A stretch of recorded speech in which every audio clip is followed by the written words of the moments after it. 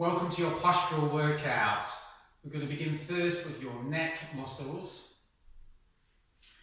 You want to adopt a stance in the legs, so you want your legs to be further out than your hips. Now, your toes, your knees and your hips are facing forwards. Relax your knees with me now, so you feel your toes further embed into the floor as well as the balls of the feet and the heels. You want your fingers gently pushed down towards the floor to stabilise the shoulders. Now with me, we're going to turn to my right. When you feel the move across the neck, don't go any further than that. Come back to the centre with me. Relax just a moment when you're doing that, and then repeat to the opposite side. Please keep the fingers gently pushed down towards the floor for the entire exercise, then you come back to the centre. Do 5 of those, and give you a side perspective now. Everything's in the same position in terms of the legs and the positioning from the toes to the knees to the hips to the shoulders. Once again, together, let's push the fingers down towards the floor. Bring the head forwards to that place and move the back of the head away from you, causing your chin to come towards the neck. On each element of that exercise, you're going to a point where you're just feeling the move and no more than that. I'd like to do 5 of those.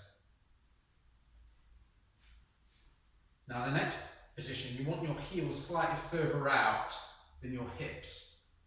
And you want the inside edge of each knee to be following the inside edge of the ankle. And you also want your knee to follow the big toe each side. Your arms are in this position. From here, you're going to hip hinge.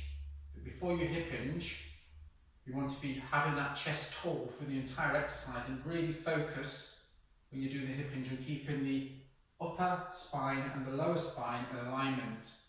So not arching the back at all or dropping the chest down. So let's do this together. So we're going to shut an imaginary drawer behind us. So we're going to soften the knees, embed your toes, your balls of your feet and your heels into the floor. Now with me, so we're in this place. Small movements. Now with me. Push your toes into the floor, balls of the feet and heels push away from the floor. Together, now all together, one move, you tilt the hips forwards. So pelvic tilt, squeeze your bottom. Draw your thumbs away from you. Push the shoulder blades and your lats down towards your lower hip pocket, each side of the body, your lower back. And turn your hands back to the start position and repeat that 7 times. Once you've done that, you bring your arm position to this. You do the same thing with the hips. Keep the chest tall and your spine very much in alignment, very neutral. Then together we push now, your toes, balls of the feet and the heels, and you tilt your hips forward, squeeze your bottom and raise your arms. But do not arch your lower back. Then you'll bring your arms down and you repeat that move 7 times. And from there, you want your legs slightly further out now than your hips. Your toes, your knees and your hips and shoulders are facing forwards. So let's do this together. Bring your right leg behind you, slightly soften the leading knee. So the leading knee follows the track of the ankle on the left leg there. Have a look at the right heel. The right heel should be facing forwards along with the outside edge of the right foot. Bring your arms forwards. Draw your shoulder blades towards one another. Compress the shoulders towards each other. Now together, let's move the right arm away from the left. When you feel it across your chest and shoulder, stop. Don't go beyond that point. Follow that arm with the head as well.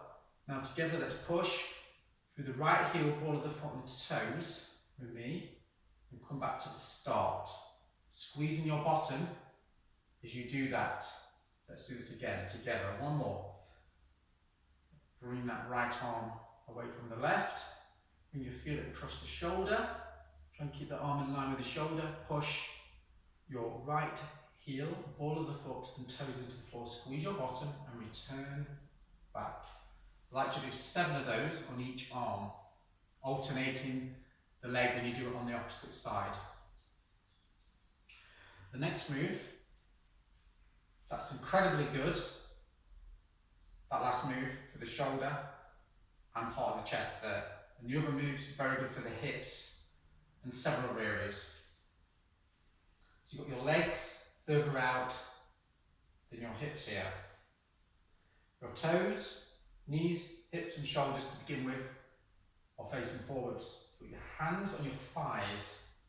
Now when you're doing the hip hinge technique, keep your chest tall and your spinal alignment neutral. So together, soften your knees, tilt hip hinge, so move the bottom away from you, your hips, draw your hips and bottom away from you until you feel this move slightly on the lower, on the back of the legs even, on the back of the legs, the hamstrings, your upper back of legs, and you feel that, and your chest is tall, and your spine is neutral. You push now through your toes, balls of the feet and heels, slight pelvic tilt, squeeze your bottom, and then repeat that move 7 times. Now you're going to take your long band. You're going to adopt a position where your legs are further out than your hips. Together, let's gently soften the knees, but don't let the knees come over the toes. Every time you soften your knees, do not let your knees come over your toes. Very subtle softness in each knee. Your toes, knees, hips and shoulders are facing forwards. Do not take your arms any further up than your shoulders. So don't take them above the shoulder line. From there, you've got your wrists and knuckles facing forwards. So we can feel the toes and the balls of the feet and the heels embedded into the floor. We're going to squeeze the bottom now with me. Let's do this together. Let's move the arms away from one another. Keep the shoulders in line. Bottom is engaged. Squeezing the bottom. When you feel that move, do not arch the lower back. Return back with complete control. Start with 8 of those and then move forwards as and when you feel it's right for you, and move up to 20. So the next exercise, you're going to adopt a wide leg position. So what I mean by that is your legs are further out than your hips. Your toes, knees, hips and shoulders are facing forwards. Gently soften your knees. Bring your arms out to this position. Compress your shoulders towards one another. Gently draw the shoulders towards one another. Your knees are soft, you can feel your toes, balls of the feet and the heels embed into the floor as you soften your knees. From there, that's the start position. That's the start position. We're going to bring the arm through evenly, keeping the shoulders in alignment. Bring those elbows past the ribs there and draw your shoulder blades down towards your back, gently. Then reach forwards. And then you do that 7 times. And the emphasis is to gently draw the shoulders when you bring your elbows through down towards your lower back gently. And there's no arm in squeezing the bottom just before you do that. Now we're going to move forwards.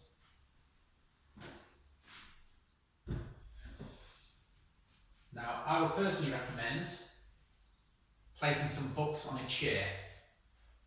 I want to use a block. Now, taking your dumbbell, we'll discuss what the right dumbbell is for you when you come and see me. So you want to be adopting, in terms of your leg position, your legs to be further out than your hips. Why are we using the block? It really helps with your posture. It's a lot safer for your back. So you've adopted that position with the legs wider than the hips, your toes, knees and hips are facing forwards. Now soften your knees, but at the same time hip hinge. Keep your chest tall, the back of your upper spine and lower spine in alignment. Take your hand to your buttocks on that chair there. You want the palm of your hand gently embedded into the buttocks, and your palm of your hand is in line with your armpit. And you want to be taking the weight on the opposite hand there. Say the chest is tall, and the upper spine and lower spine is in line. Now draw your left fingers and palm of the hand into the book. Try and draw your shoulder blade on the left side and your lats down towards your lower back. You gently put a little bit of pressure through the shoulder blade down towards the left side of your lower back. Now with the right hand, you're holding the weight close to the dumbbell there, and you've got your thumb wrapped over the finger. Chest is tall. Now bring the weight in towards, bring the weight towards your right hip. As you're doing that, try and draw your shoulder, right shoulder, back of the shoulder down towards your lower back. Then come back to the start. You want to have your right shoulder in line with your left shoulder at this point. Don't drop the shoulder down. It's not great for the 10th and the 11th rib. Let's do this once more. So you keep the chest tall. You want strong spinal alignment. Push your toes, balls of the feet into the floor. Squeeze your finger closer to the thumb and the thumb itself. Push your left palm of the hand and shoulder blade down towards the left side of your back. Bring that weight towards your right hip. Draw your shoulder on the right side and your lats down towards the lower back, and then return. Start with 8 of those, and as you feel yourself grow in strength, I'd like to go up to 20 on each arm.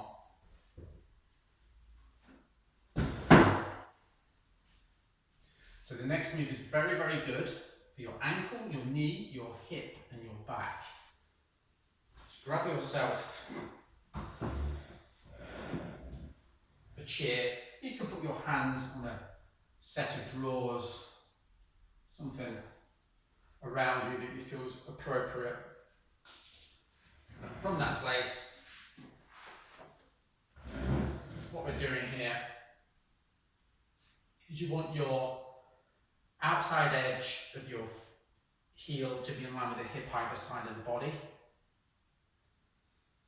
You soften the knees very gently and take your hips away from you slightly. Keep your chest very tall and the back of your upper spine and lower spine in alignment. So this is where you should be. You should really feel contact through your left toes, ball of the foot and heel. Place your left hand on the object in front of you. Just to sure you can get the thumb around it and the hands feel secure. Generally looking for the left shoulder to be in line with the left hip. Put your right hand on your right hip. So you're not pushing the knee forwards on the left side, it's in line with your, following the track of your left ankle. So you're not pushing your left knee over your ankle, you're not doing that. Really embed that left foot into the floor, push your right heel into the floor, toes are facing the floor, your chest is tall, so your chest is very tall. All the time you're pushing that right heel down towards the floor, squeezing the bottom, and then you're moving through your right hip. When you feel that move, you stop, never over-rotate, and then draw the right hip towards the left, very gently with each element, each phase of the movement. That's what you're looking for. All the time you're pushing your right heel down towards the floor and squeezing your bottom. I like to do 7 of those on each side. Then you take your ear cushion.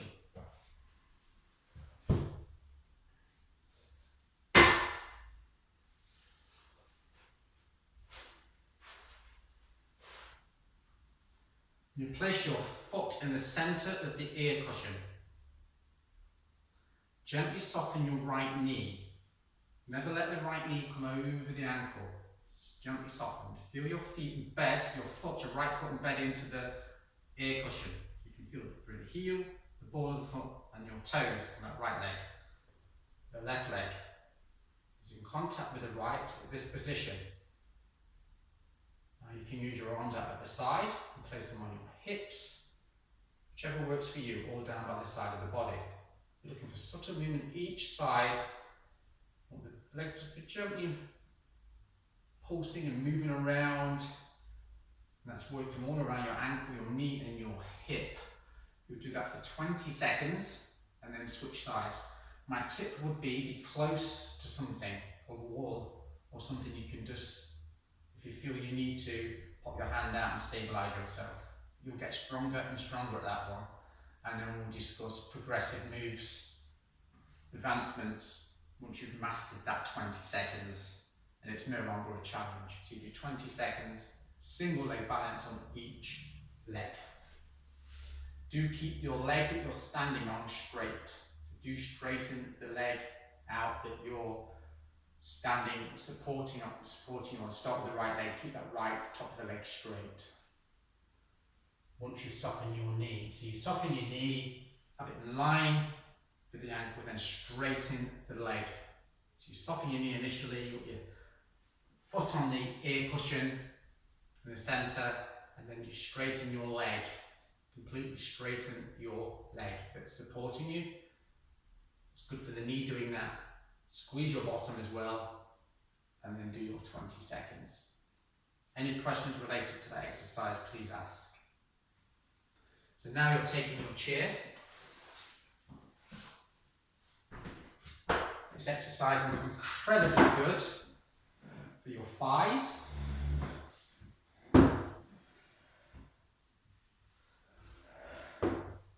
Little bit of hamstring work. Also, it activates your lower leg muscles. It's good for the hips and many other things. So what you're doing here is having a nice wide leg position to let the ball and socket joint of the hip move more freely. Want your legs, as I say, further out than your hips. Want to look down at the toes, the knees and the hips should be facing forwards. At no point should the knees come towards one another. Now, let's place the arms in this position. So let's draw the elbows towards the side of the body. Just place your right hand on top of the left or your left hand on top of the right. That is your choice. From there, keep your chest tall, your upper spine and lower spine in alignment. Soften your knees. As soon as you do that, take your hips away from you, always moving back to this, from this position, your chest tall, your spine neutral, in alignment. Down to the chair, completely engage with the chair, sit down on it completely, hips and shoulders in line. From there, push for your toes, balls of the feet and the heels, and come back to standing. I'd like to start with 5 of those, and as you grow stronger, increase it sensibly in terms of the numbers. Go to 6, 7, and keep doing that until you've reached 20. And when you've reached 20 of those and you feel very comfortable, we'll discuss progressive moves from there.